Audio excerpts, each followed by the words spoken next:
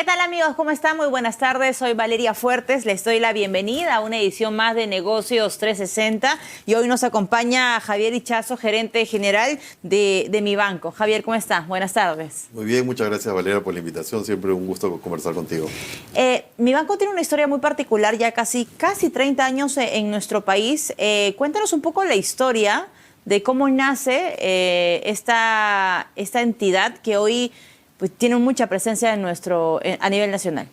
Mira, Mi Banco en realidad es la integración, Mi Banco actual es la integración de dos empresas que por coincidencia nacen en el mismo año, en el 98. Edificar, que era una financiera que nace de Care Perú, y de hecho la que crea Edificar es directora todavía en Mi Banco hoy, en este momento, que se llama Ana María Segarra, que tenía programas de asistencia a señoras de Villa El Salvador. Y Ana María se dio cuenta de que si las ayudaba un poquito más con un poco de financiamiento, estas señoras podían salir adelante. Y así nace Edificar. Y en el mismo año, ACP, que es Acción Comunitaria del Perú, crea Mi Banco. Entonces, las dos entidades, claro, Mi Banco creció mucho más rápido, fue más grande que Edificar en el tiempo, y nosotros compramos Edificar en el año 2009. Y hacia el 14, que es cuando compramos Mi Banco, como Credit Corp, ya estaban del mismo tamaño. Entonces, en el 15, nosotros fusionamos las dos compañías en lo que hoy es Mi Banco Perú, digamos, ¿no? Porque digo Mi Banco Perú porque tenemos una operación que se llama Mi Banco Colombia también, que la tenemos desde el año 2020. Entonces, esta es la fusión de dos empresas que ya eran grandes en su momento y por eso es que la participación de mercado del banco es tan grande, ¿no? Porque en realidad eran dos empresas que competían, eran las líderes en ese momento. ¿Cómo mantuvieron el tema de la confianza cuando hay ciertas fusiones a nivel, digamos, nacional, fusiones empresariales? Los consumidores o los clientes dicen qué va a pasar, sobre todo sí, con un tema sensible como el dinero, ¿no? ¿Cómo ha sido el proceso para mantener la confianza? Y no sé si en el caso de Mi Banco elevar un poco más el servicio que se le estaba dando al cliente. Sí, es exactamente lo que dices, ¿no? Casi como que te has dado la pregunta con la respuesta. Por un lado, era Credit Corp quien compraba, ¿no? En ese momento, digamos, como Credit Corp todavía no era como que muy popular, pero era banco de crédito, digamos, al final, ¿no? Okay. Entonces, la confianza en el consumidor era plena porque el banco de crédito siempre pues ha tenido una reputación altísima, ¿no? En cuanto a solidez, solvencia, ¿no? Entonces, por ahí... Espaldas financieras, ¿no? Por ahí no había ninguna duda de que su dinero estaba bien resguardado y que eran profesionales quienes lo iban a gestionar, ¿no? Pero por otro lado, sí es súper importante que nos concentramos mucho en los procesos, en la intervención del sistema, que nada falle, que no salga un estado de cuentas con error, o sea, porque eso pues genera, uy, ¿qué pasó? ¿Qué va a pasar más, ¿no? con mi dinero? Entonces, cuidamos mucho eso, la verdad que se le puso mucha cabeza y mucha inversión a la parte tecnológica para que el proceso de integración de las dos compañías, al momento que las fusionamos, sea muy limpio para el cliente, ¿no? Entonces, de hecho, convivieron dos sistemas en paralelo hasta que nos sentimos cómodos que ya podíamos apagar uno de los dos, que era el que apagamos realmente fue el de Mi Banco y nos quedamos con el core bancario de Edificar. Pero se hizo todo con mucho cuidado porque cuando es dinero, ¿no? Entonces la gente se preocupa, ¿no? Entonces, claro. Eso fue muy bien cuidado, ¿no? Y sobre todo el respaldo de Credit Corp, en ese momento era más el respaldo del banco de crédito, le daba tranquilidad a la gente también, ¿no? Sin duda. ¿Cuántos clientes tiene actualmente Mi Banco? 2.4 millones más o menos. Ok. Presentes en varias regiones del país. En todo el país. ¿Y cuáles son los productos que más colocan? Mira, lo que más colocamos, yo te diría que son 3 en particular, ¿no? Uno es capital de trabajo tradicional, ya, ¿no? Para los emprendedores. Para los emprendedores. Okay. Yo estoy metido en el mundo de 300 soles, que empiezan estos créditos, a 150.000 como core del negocio. Tenemos clientes más grandes que eso, de tamaño de deuda. Pero es más común ese rango que me acaba de dar. Toda la estrategia está metida en el 0-150, ¿no? Ya. Entonces, básicamente, capital de trabajo tradicional y tenemos un producto que ha crecido enormemente, que fácil ya es el 35% del portafolio, que son líneas de crédito. Ok. Que esas son multidestino y son líneas que se te aprueban por un año y tú puedes disponer en cualquier momento sin pedirle permiso a nadie, ¿no? Y además te puedes autoservir por la aplicación del banco sin llamar ni siquiera a tu asesor, ¿no? Es una línea revolvente que está ahí abierta.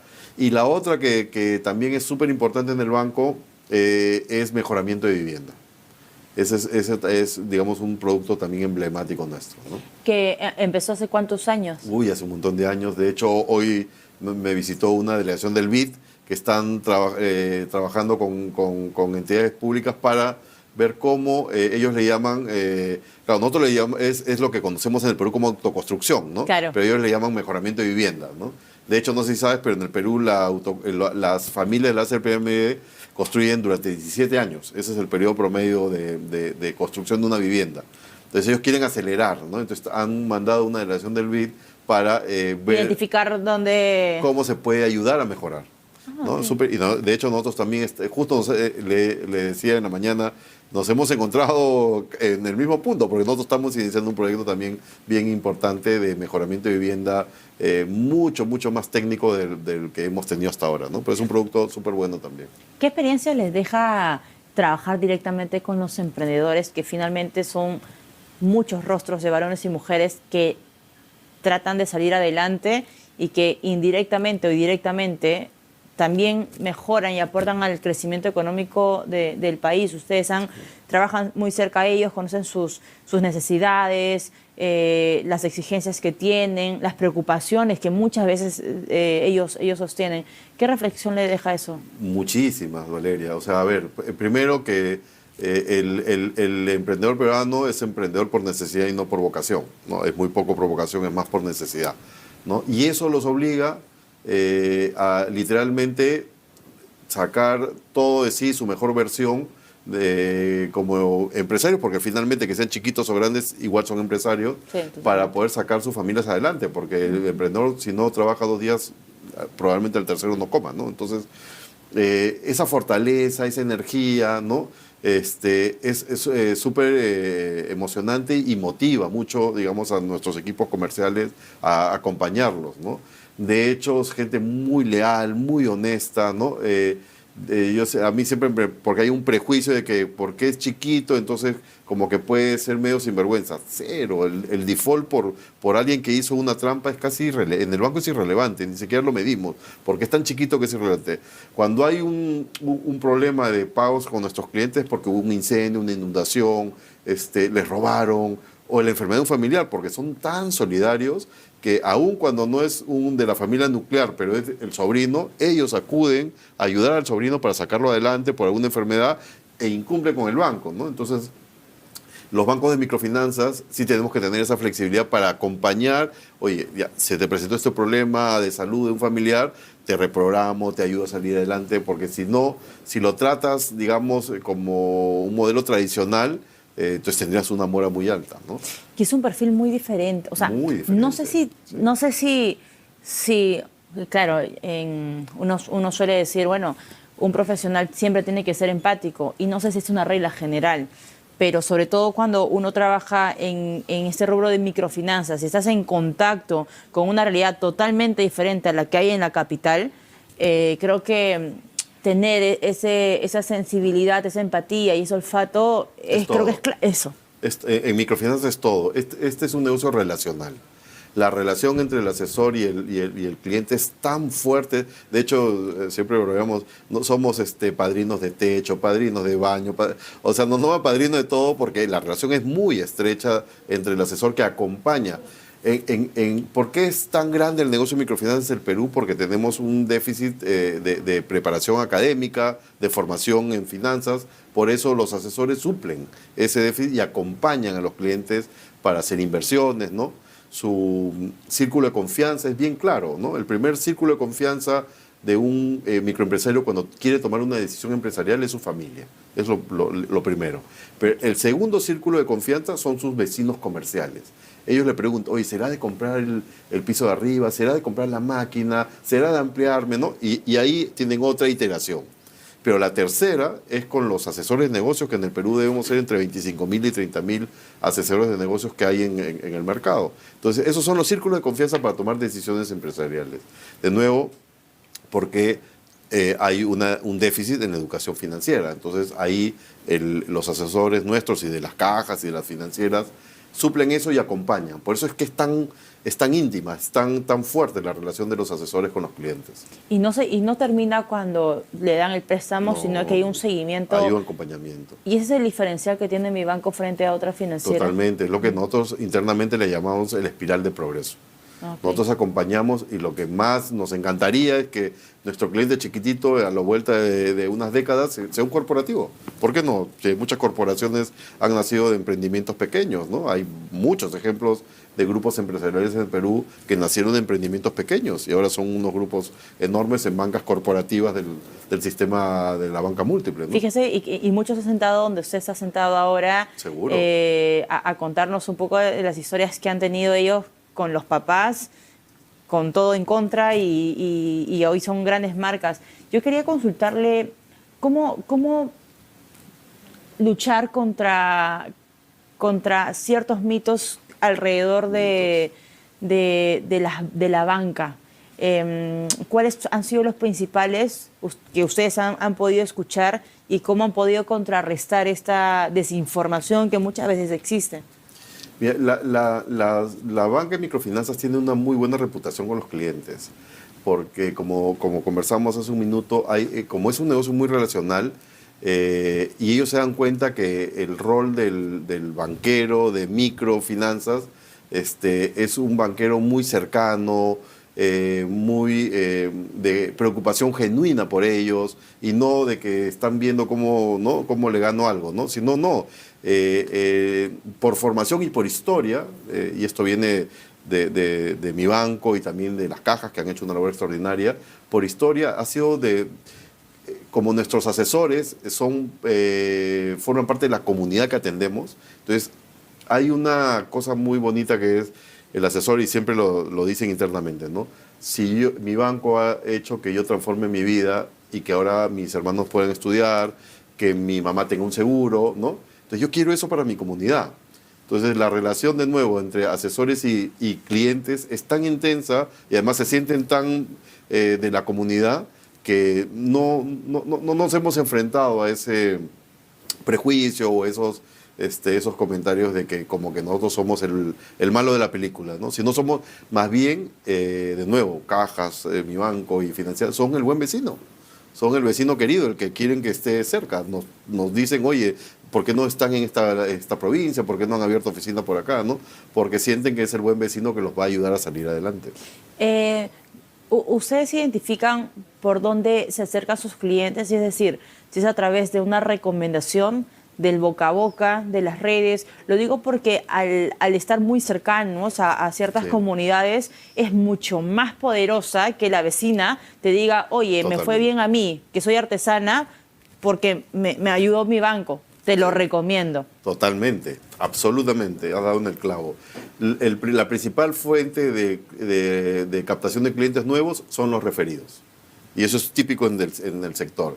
Y si tú miras clientes que captas por tu lado versus los que captas por referidos, el comportamiento de los referidos es mucho mejor que el que tú captas por tu lado.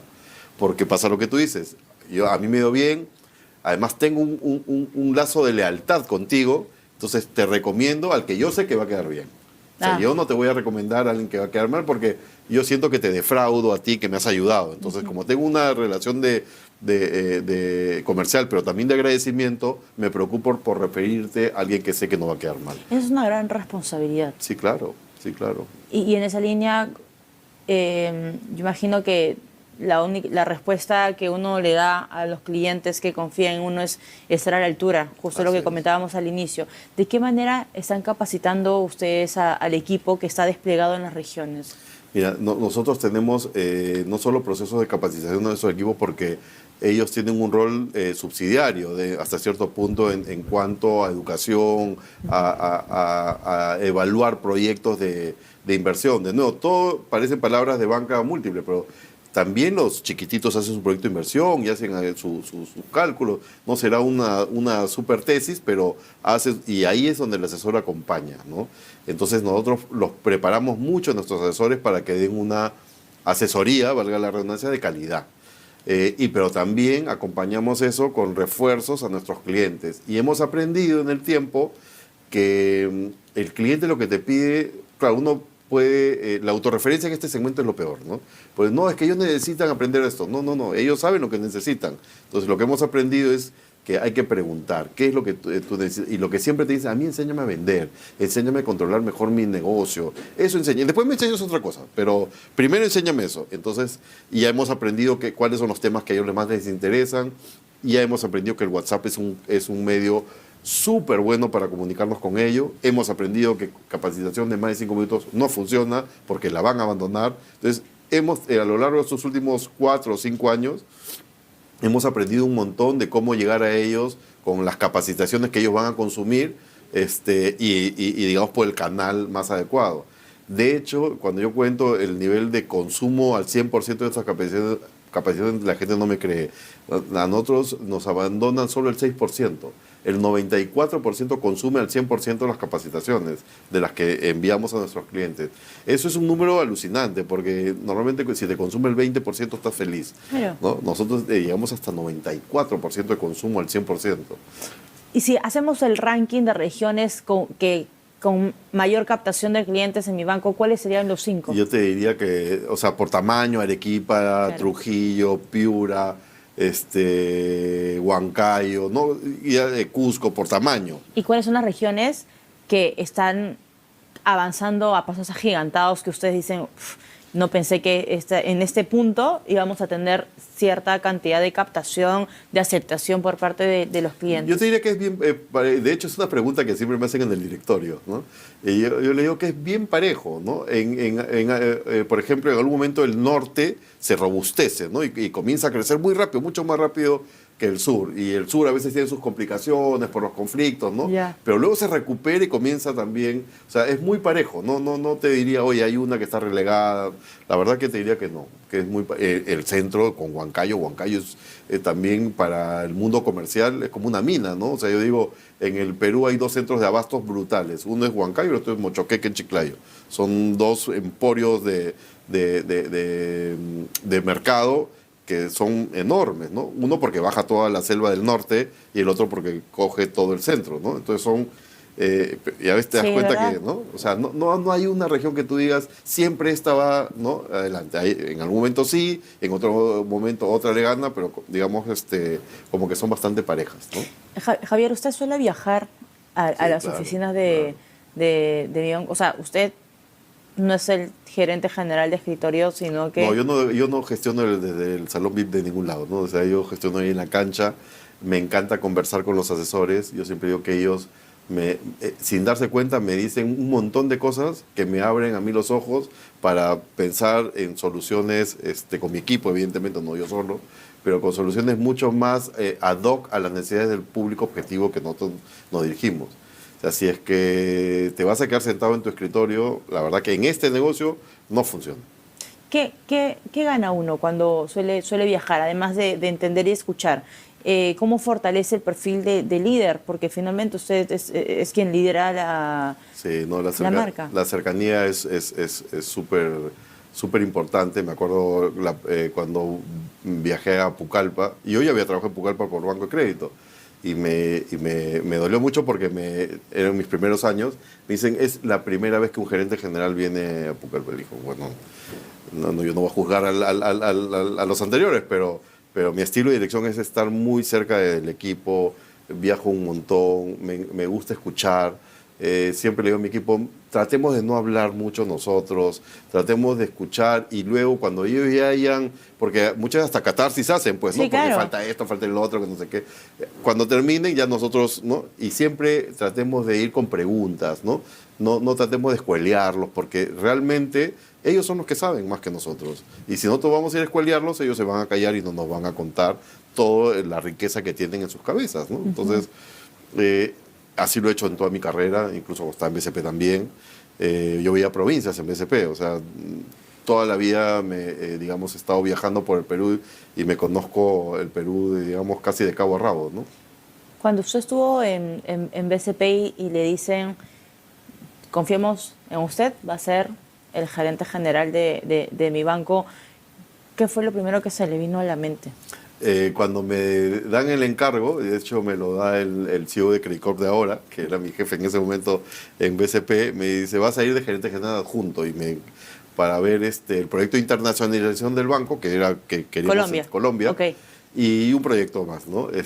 Pero depende de ti, si no, yo no te puedo ofrecer que tú vas a ser el gerente general. Yo creo que él ya sabía porque a los 6 meses me hicieron gerente general, ¿no? No, pero yo encontré en mi banco algo que no me imaginé que digamos, que me iba a brotar a mí, ¿no? O sea, porque yo maquero, yo sé, yo hago, en PSP hacemos patria también, ¿no? Claro. Pero claro, esta es una cosa diferente, porque cada cosa que haces tiene un impacto en miles de personas. O sea, el caso típico del cliente que vendía sándwiches en la puerta de la oficina, que ahora tiene el restaurante, hay miles. Entonces, creamos un producto como, por ejemplo, se llama Crédito Mujer, ¿no? Y ese producto lo creamos, mira, fíjate, lo creamos pensando en que muchas de las esposas de nuestros clientes tenían unas habilidades, ¿no? Y eso le pasa al Perú en general. Hay muchas mujeres con muchas habilidades que no tienen oportunidades. Entonces dijimos, oye, ¿por qué no le damos un crédito a ellas para que ayuden a la familia a salir adelante? Aunque ese es un poquito el propósito del banco, ¿no? Y lo creamos así. Y el producto fue más que eso. Porque, como sabes, en el Perú hay mucho machismo, ¿no? Y entonces, Sí. no pocas mujeres nos dijeron, yo he logrado independizarme, ya mis hijos estudian, ya me separé de esta persona tóxica que no dejaba, que obligaba a mis hijos a mendigar, y yo con ese capital ya hago mi menú, o hago mis tejidos, o lo que sea, ¿no? Y entonces, claro, tú dices, oye, esto, o sea, no, pues, o sea, Sí, un profesional como yo... generas un punto de quiebre. Eso de la independencia financiera es verdad. Es verdad, es verdad. Y yo te lo puedo decir y te puedo mostrar los casos, ¿no? O sea, son miles de casos. Y cómo es uno... Empezamos con esto, con esa idea, le pusimos el aval del esposo, no llegamos ni a 5.000 créditos. Dijimos, no, hay que empoderar a la mujer, nada de vales, nada de aval del esposo. Era un trámite habitual en el banco que los créditos salen con el aval del esposo o la esposa, ¿no? Ya. Lo quitamos y ya debemos haber entregado más de 300.000 créditos. O sea, así de... ¿no? Y ahí se logró el objetivo que las familias mejoren sus ingresos, Claro. pero también salió esto que no estaba en nuestro libreto, ¿no? Y para cerrar, Javier, con toda la experiencia que tú has acumulado en estos años y hoy liderando una marca que tiene mucha presencia regional sobre todo, ¿qué consejo le darías a Javier que salía de la universidad o a los jóvenes que te están viendo a esa hora de la tarde? Mira, yo lo que les diría son un par de cosas, ¿no? Que busquen y persigan sus sueños, que eso yo lo he aprendido aquí cuando converso con los clientes, que a pesar de que hayan 1000 dificultades, la perseverancia siempre va a pagar, y el foco, ¿no? Y que no se desanimen, y que traten de tener una mentalidad positiva y que siempre traten de ver el vaso medio lleno y no medio vacío, porque gran parte del éxito está en la actitud con la que tú enfrentas las cosas. Si tu actitud es buena, si tu actitud es positiva, la probabilidad de éxito es mucho mayor que si tú ya naces. Si tú piensas que vas a fracasar, te aseguro que vas a fracasar. O sea, lo que siempre se dice, no lo que uno cree es lo que uno crea. Si yo creo que ya empiezo perdiendo, voy a perder. O sea, no hay forma de no perder. Pero si yo creo que puedo jugar a ganador, me esfuerzo, me equivoco, corrijo y avanzo, la probabilidad de éxito es muy alta. Javier. Y los emprendedores lo demuestran, ¿no? No, son un claro ejemplo de eso y de la cantidad de cifras que empujan muchísimo la economía de nuestro prácticamente país. el 80% de la masa laboral. Sí, clarísimo. Javier, muchísimas gracias por acompañarnos esta tarde. Javier Ichazo, gerente general de Mi Banco, estuvo con nosotros. Hacemos una pausa, amigos. Regresamos con más.